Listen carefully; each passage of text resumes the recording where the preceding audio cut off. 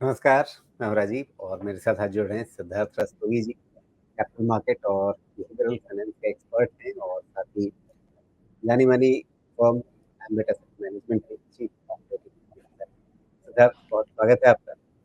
आपसे बाज़ार की दशा-दिशा समझनी है, खास करके चुनावी उठापटक किस तरह से हुई और उसके बाद अब यहाँ से आगे बाज़ार उस उठापटक को भूल करके लगातार नए रिकॉर्ड बनाता हुआ दिख रहा है। तो ऐसे में क्या आगे सब कुछ जिसे आप कहते हैं हंटी डोरी है, क्या आगे गोल्डीलॉक्स सिचुएशन है या आगे कुछ चुनौतियाँ हैं? तो राजीव जी, धन्यवाद मुझे आमंत्रण देने के लिए आपके चैनल पे एक बार दोबारा मार्केट के बारे में बात करने के लिए। मेरा मानना है कि जो अभी मार्केट नई ऊंचाइयां बना रहा है और मार्केट जो नए हाव भाव देख रहा है, वो कहीं ना कहीं चाहे फ्लोज की वजह से आ रहा है, या हो सकता है कि वो आपका जो कॉन्फिडेंस है कि मोदी 3.0 वो उसी तरीके के रिफॉर्म्स सुचारू रूप में चलाता रहेगा जैसा उसने मोदी 1.0 या मोदी 2.0 में हुआ था। लेकिन अब आप एक चीज देखेंगे कि पिछले कई दिनों से जो मिड कैप है और जो स्मॉल कैप है, उसमें काफी हद तक प्रॉफिट बुकिंग आ रही है। पहला चीज ये। दूसरा चीज, विजिबली एक सेक्टर रोटेशन हो रहा है।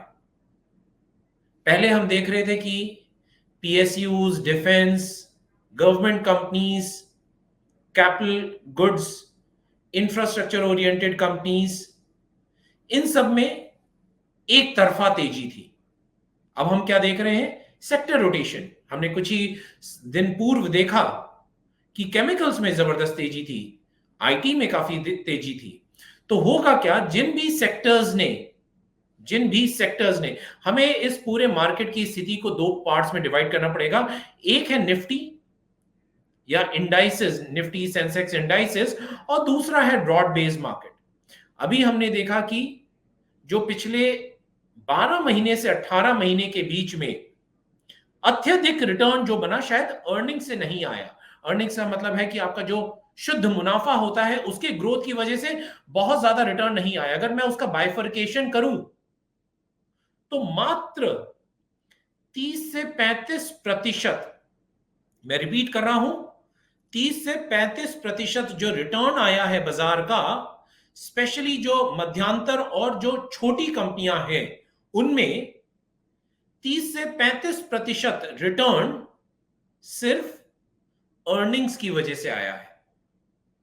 बाकी रिटर्न आपके पी मल्टीपल एक्सपेंशन, मतलब future earnings, future outlook, future growth prospects की वजह से ही आया है। तो कहने का तात्पर्य क्या है कि जो पी मल्टीपल का एक्सपेंशन हुआ है वहां से रिटर्न्स बने हैं, और पी मल्टीपल्स का एक्सपेंशन शायद सस्टेनेबल नहीं है। तो मेरा मानना है कि मार्केट उस जोन में बैठा हुआ है जहां पे जिस भी कंपनी में थोड़ी सी भी अर्निंग्स या शुद्ध मुनाफे में मार्केट के अनुपात में, एब्सोल्यूट में नहीं, मार्केट के एक्सपेक्टेशंस के बिलो अर्निंग्स ग्रोथ दिखी, तो वहां करेक्शन एकदम तेज गति से होगा। 8, 10, 12, 13% का एक दिन का करेक्शन। मतलब बाज़ार अब कोई छोटी-सी गलती भी किसी की माफ़ नहीं करने वाला है, वो ऐसी भी स्थिति में है, ऐसे मिजाज में है अभी।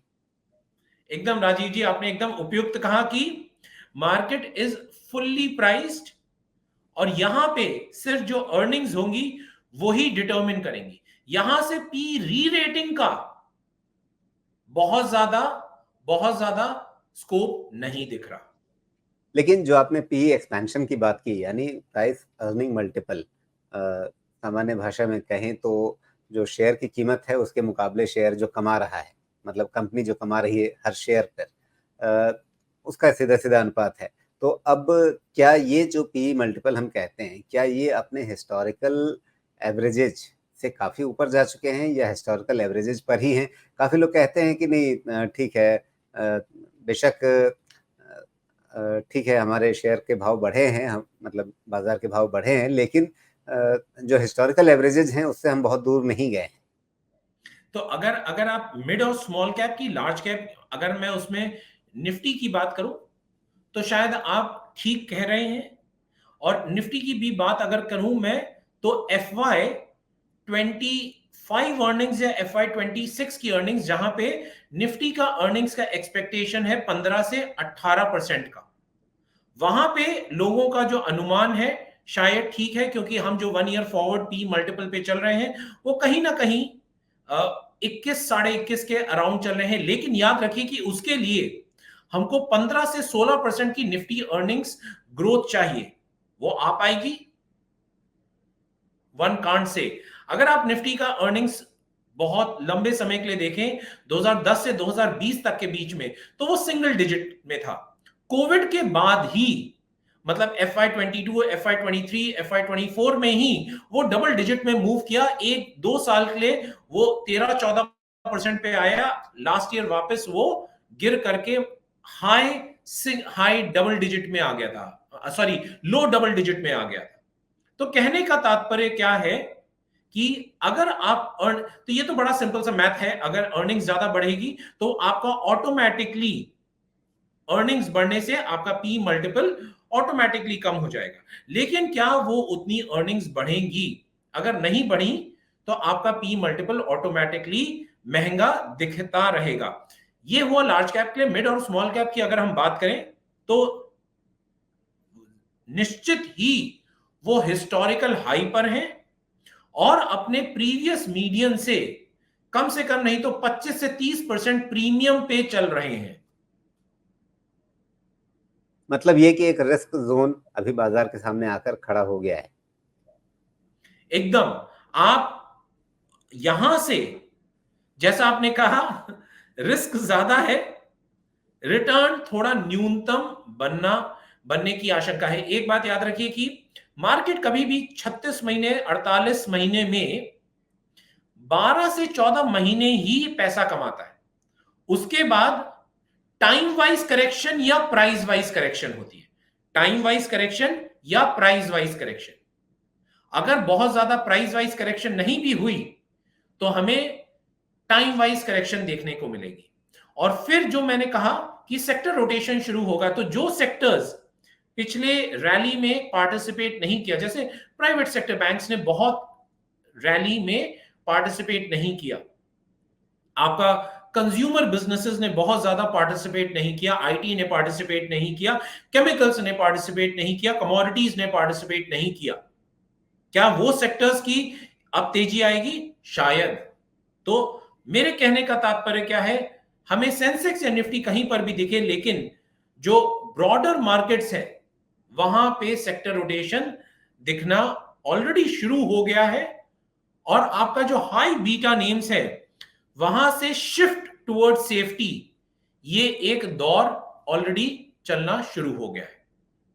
जी, लेकिन अगर ऐसा है बाजार में ये शिफ्ट शुरू हो रहा है तो वो चीज हमें मतलब इंडेक्स के लेवल पे दिख क्यों नहीं रही? आपको लगातार इंडेक्स नए रिकॉर्ड बनाता हुआ दिख रहा है, यहाँ तक कि मिड कैप स्मॉल कैप में आपने कहा वो अपने हिस्टोरिकल प्रीमियम पे चल रहे हैं या बल्कि उससे भी आगे जा रहे हैं, हिस्टोरिकल हाइट से ज़्यादा प्रीमियम कमांड कर रहे हैं अभी।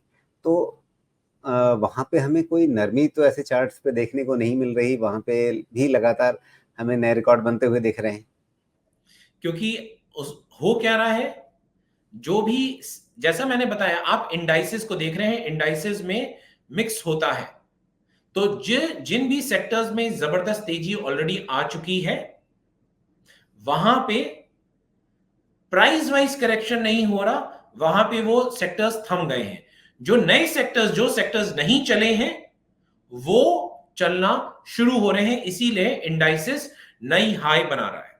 और मैं आप लोग को एक और बात बोलता हूं कि शायद मार्केट उस दिशा और उस दशा में है कि एक भी प्रिक लगा, एक भी अगर चोट लगी, उस चोट का कारण क्या होगा वो किसी को नहीं पता।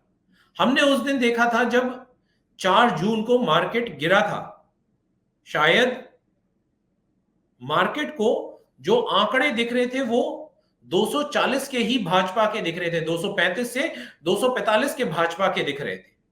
लेकिन मार्केट में बहुत सारे स्टॉक्स ने लोअर सर्किट लगाया और बहुत सारे बिजनेसेस करीब करीब मार्केट 6 से 7% तक नीचे गिरा हुआ था। क्यों गिरा था? वो एक कारण था। याद रखिए, market always reacts in anticipation. तो क्या होगा, और जब एक्शन एक्चुअल में होता है तो मार्केट पे उतना इंपैक्ट नहीं पड़ता। इसी कारणवश अगर एक भी कोई भी खराब न्यूज आई, उसकी वजह से जो डेंट लगेगा मार्केट में वो शायद तगड़ा रह सकता है। तो मेरा सिर्फ निवेशकों से सिर्फ एक ही सुझाव होगा। आप लोग ने बहुत जबरदस्त पैसा बनाया है, पिछले 12 महीने 14 महीने में बहुत जबरदस्त रिटर्न्स बने हैं। उनको सुरक्षित करने की अभी आवश्यकता है। आपको उनका प्रॉफिट बुक करके, जो ऐसी कंपनियां हैं जिनमें शुद्ध मुनाफा, अर्निंग्स ग्रोथ आपको दिख रही है, डोमेस्टिकली ओरिएंटेड बिजनेसेस जो हैं उनमें शिफ्ट कीजिए। जहां पे बीटा कम है, जहां पे अर्निंग्स की कंसिस्टेंसी ज्यादा है, वहां पे कीजिए। क्योंकि वरना जी। वरना अच्छा हमने सिद्धार्थ, सॉरी, अच्छा, आप अपनी बात पूरी करें जी।